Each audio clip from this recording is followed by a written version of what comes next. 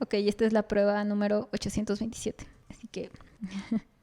Hola, soy San y este es Bipolarte, el podcast donde vamos a hablar sobre cómo se siente vivir con trastorno bipolar desde la persona que lo padece, cómo nos enfrentamos a diferentes situaciones de la vida, cómo se va a intersectar la bipolaridad con la escuela, el trabajo, con las relaciones, las amistades, el dinero, con los episodios de depresión, con las manías. Y pues me encantaría que formaras parte de esto y que compartas también tu punto de vista. Okay. Espero que este recurso se quede en la red para aquellos que experimenten una neurodivergencia, que su camino al diagnóstico sea menos tormentoso y se sientan más acompañados. Este es un testimonio vivencial, yo no soy médico, así que solamente voy a hablar de cómo lo viví. Cada uno lo va a vivir de manera distinta y pues ojalá se abran estos espacios donde podamos dialogar sobre nuestras experiencias. Ok, sin más preámbulos, vamos a lo primero. ¿Qué es el trastorno bipolar? Me ha tocado más después del diagnóstico, quizá porque yo también estoy más atenta, por escuchar a personas hablar con tanta ligereza de la palabra bipolaridad, ¿no? Que si tienes un cambio de ánimo, que si no querías el helado de vainilla y quieres el de chocolate y te dicen, es que eres bien bipolar. La verdad es que no es algo tan sencillo. El trastorno bipolar es un trastorno biológico, genético, que va a estar caracterizado por cambios en el estado de ánimo inusuales, que van variando entre una depresión mayor, imagínenselo como una gráfica o como una montaña. Cuando estás en la cima de la montaña, vamos a hablar de una manía o de una hipomanía, porque tienes toda la energía para subir esa montaña, ¿no? Tienes toda la adrenalina para subir. Y digamos que el lago es el estado de depresión, ¿no?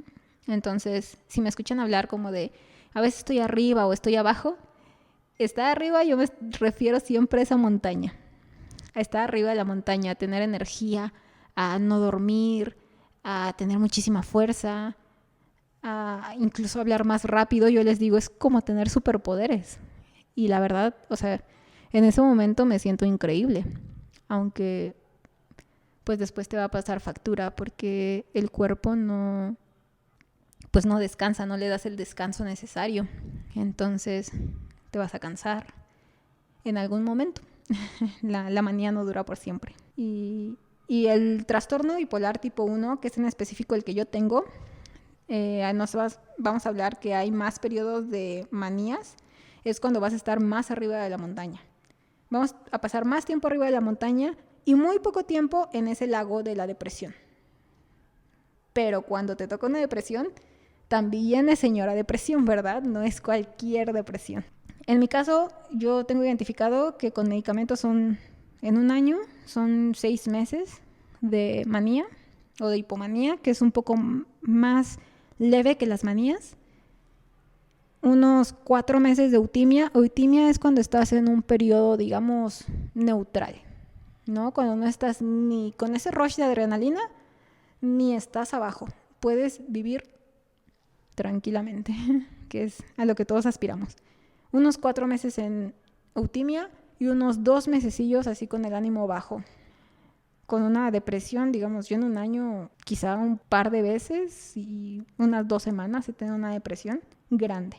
Pero sí son más manías las que yo conozco en el trastorno bipolar tipo 1. Todo esto está acompañado de interrupciones en el pensamiento, distorsión de la realidad, funcionamiento social deshabilitado o inhabilitado. Como les dije, este es un trastorno genético y pues también está a nivel neurológico, pero no tiene cura por el momento, solamente un tratamiento que es el que seguimos y que debemos de llevar, si bien nos va por un periodo en específico y si no, de por vida. Estos ciclos también pueden durar días, semanas y meses. Estos cambios entre, digamos, la cima de la montaña y el lago no son tan rápidos. No es así en un día. Como les comento, el mío es por temporadas. Hay temporadas donde estoy bien, donde no estoy bien. Entonces, no es en un día que pase todo esto. Vamos a hablar sobre cómo es que yo transité todo este valle en donde me dieron mi diagnóstico. Fue un camino que duró 10 años y es el promedio, de acuerdo a lo que me dijeron. Mi psiquiatra es una persona promedio, se ha medido que tarda entre 8 y 10 años en recibir atención médica y en recibir el diagnóstico adecuado. Sí, 10 años es muchísimo. Fue cuando yo tenía 18 años, efectivamente, que comencé a notar cambios en mí, porque comenzaron estos pensamientos intrusivos, ya saben, como de tú misma decirte, no vales nada, no puedes hacer nada bien, eres una tonta, no puedes ni completar tal cosa. A los 18 años yo ya empezaba como a tener estos pensamientos, pero no eran tan evidentes, podía todavía calmarlos yo. Entonces decidí ir a terapia. A los 18 años, con mi primer sueldo, yo me pagué mi terapia y ninguno de los psicólogos dieron con esto, ¿no?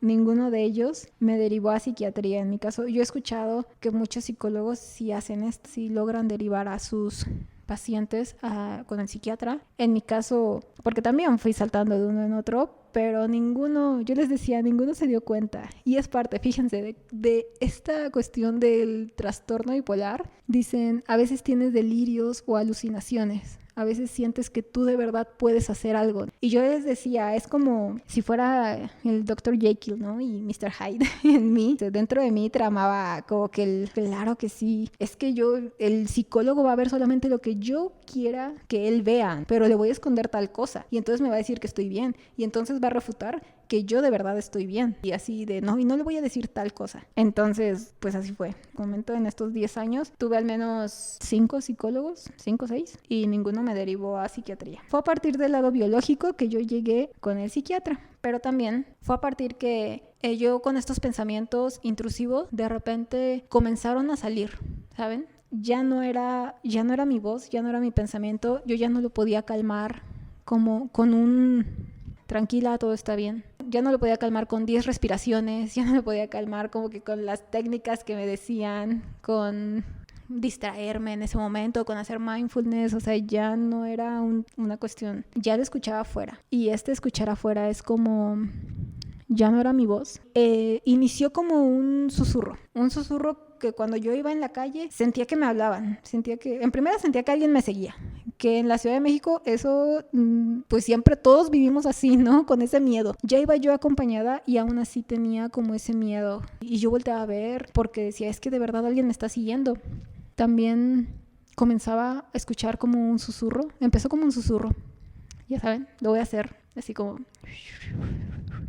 Y yo volteaba y no había nadie. Y así fue como escalando. Llegó un punto en el que de plano llegué a escuchar, o sea, escuchaba unas voces y una voz de un hombre, era en específico, y por eso me di cuenta de que ya no era mi voz y que me gritaba, ¿no? Así, tonta, estúpida, o sea, siempre cosas muy fuertes e hiriéndome, ¿no? O sea, groserías hacia mí. Y yo dije, bueno, esto ya no está bien porque estoy aquí sola y estoy escuchando una voz de un hombre que no está.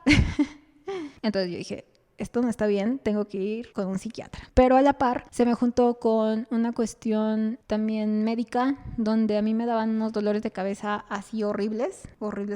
Y tenía esta parte de la galactorrea, se llama. Les voy a decir lo que es la galactorrea. La secreción de leche, pero que no está asociada a una cuestión de lactancia. Yo no tengo hijos, entonces, pues sí, lo primero fue hacer una prueba de embarazo, salió negativa. Y yo dije, bueno, ¿por qué me está pasando esto? Me mandaron a hacer un montón de estudios. Fui como a partir de eso a la par con varios médicos, con el médico internista, el endocrinólogo, el neurólogo y la psiquiatra. Y también esa psiquiatra me mandó a hacer, ahora sí que todos me mandaban a hacer estudios de todo, ¿no? Estudios de sangre, los de la tiroides, electroencefalogramas, resonancias magnéticas. Y bueno, y la psiquiatra a la par me mandó un montón de medicamentos que de plano me tumbaron en la cama un buen rato. El neurólogo y el endocrinólogo dieron con que tenía un microadenoma hipofisiario, se llama.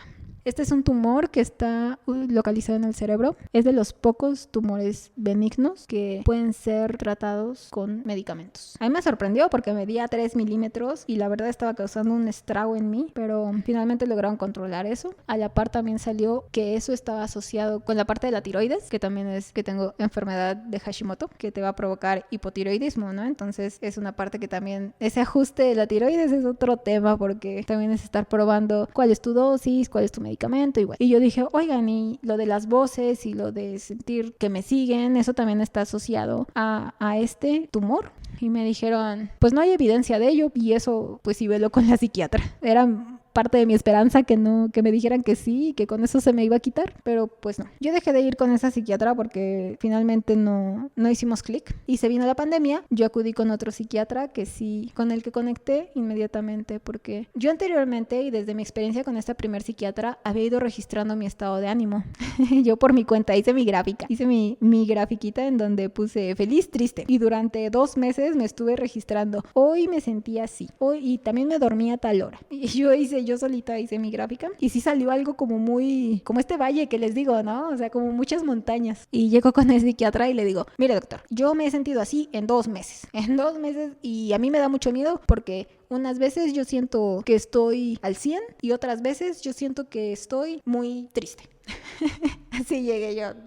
Y me dijo, ¿tú hiciste esa gráfica? Pues sí, yo la hice. Y dice, es que esto es un tesoro porque me ahorraste como al menos 5 sesiones, lo cual pues a mí me agradó.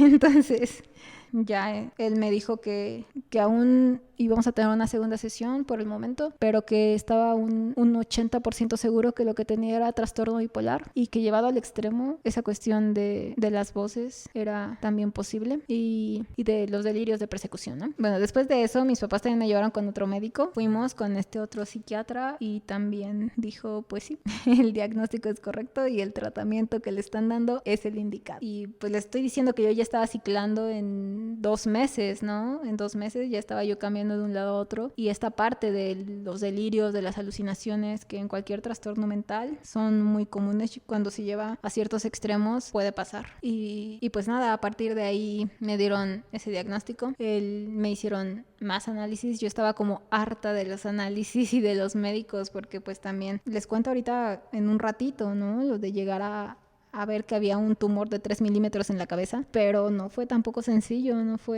fue fácil llegar ahí. Entonces, pues espero que esto les ayude para aquellos que están a lo mejor iniciando a la mitad o pues no sé, en este camino de llegar a un diagnóstico de una enfermedad mental. Espero que les sirva. Si se sienten identificados con alguna cuestión, no duden en acudir a su médico. Y pues nada, muchas gracias por escuchar. Espero que les haya ayudado a escuchar esta experiencia de alguien que vive con un trastorno mental. Me gustaría mucho también saber cómo son las experiencias de otras personas que también han sido diagnosticadas. Solo son diferentes formas de llegar a un camino. Esto nos enriquece muchísimo y a lo mejor en el siguiente episodio podemos hablar sobre cómo se vive después de. Bueno, muchísimas gracias por escuchar.